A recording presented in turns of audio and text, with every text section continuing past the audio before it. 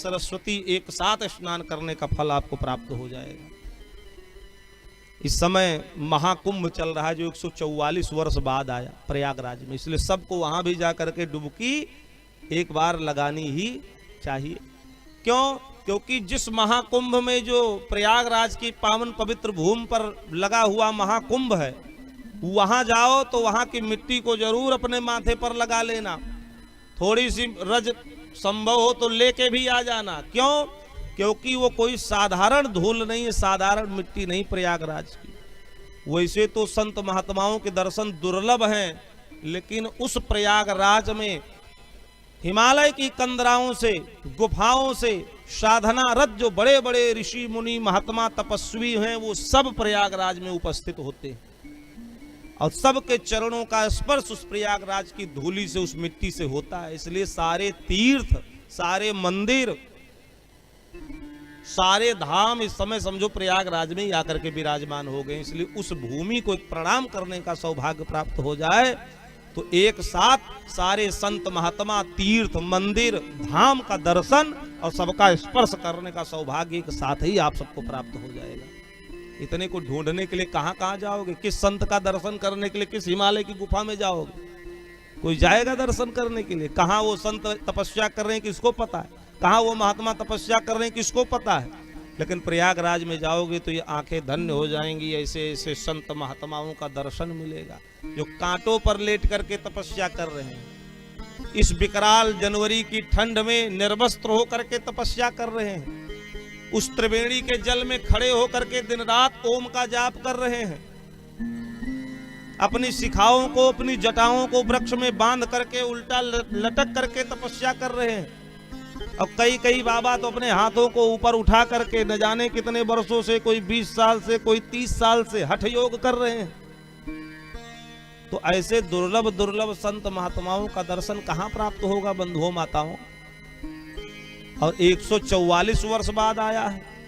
4 जगह कुंभ लगता है, मेला लगता है, महाकुंभ लगता है। हरिद्वार में, प्रयागराज में, तीसरा नासिक में और चौथा उज्जैन में।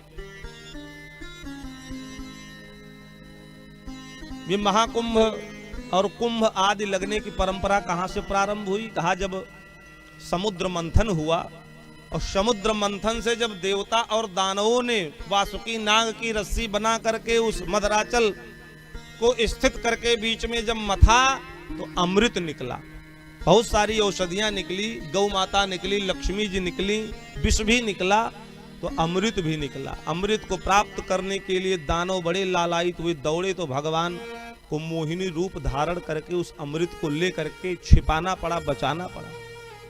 देवता उस अमृत को लेकर के जब भगे घड़े को तो 4 बूंद उससे छलक करके गिर गई, नीचे पृथ्वी पर गिरी। तो 1 बूंद गिरी हरिद्वार में, दूसरी गिरी प्रयागराज में, तीसरी गिरी नासिक में और चौथी उज्जैन में। और जहां जहां उस अमृत की बूंद गिरी वहीं महाकुंभ का निर्माण हो गया, वहां वहां एक कुंभ की परंपरा प्रारंभ हो गई। कुंभ माने घड़ा ही होता है।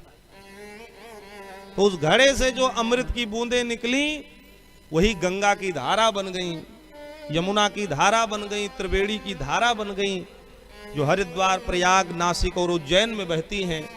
इसलिए यहाँ कुंभ लगता है, मेला लगता है। तो प्रयागराज में इस समय लग रहा है ये मेला। और ये 4 प्रकार के कुंभ होते हैं। पहला कुंभ होता है, दूसरा अर्ध कुंभ होता है और तीसरा पूर्ण कुंभ और चौथा महाकुंभ। तो ये जो कुंभ है ये 4 वर्ष में एक बार आता है, जिसको कुंभ कहते हैं। और जो अर्ध कुंभ है वो 6 वर्ष में एक बार आता है।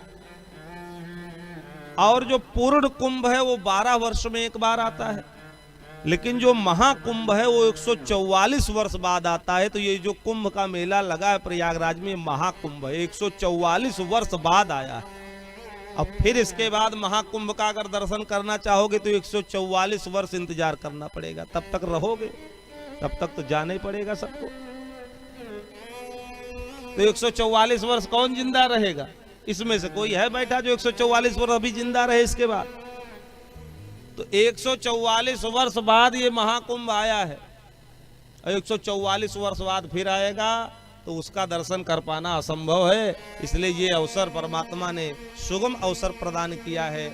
इसलिए जरूर उस तीर्थ में जा करके स्नान करके और त्रिवेणी में स्नान करके प्रयागराज में अपने जीवन को धन्य कर लो, जहां गंगा यमुना और सरस्वती जी गुप्त रूप से बह रही हैं।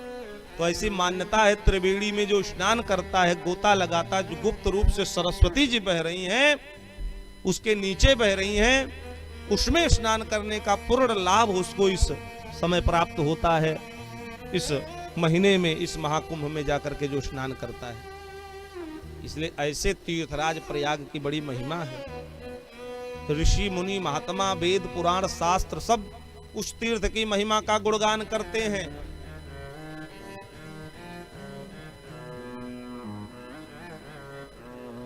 जो इस समय चल रहा है, बोले तीर्थराज प्रयाग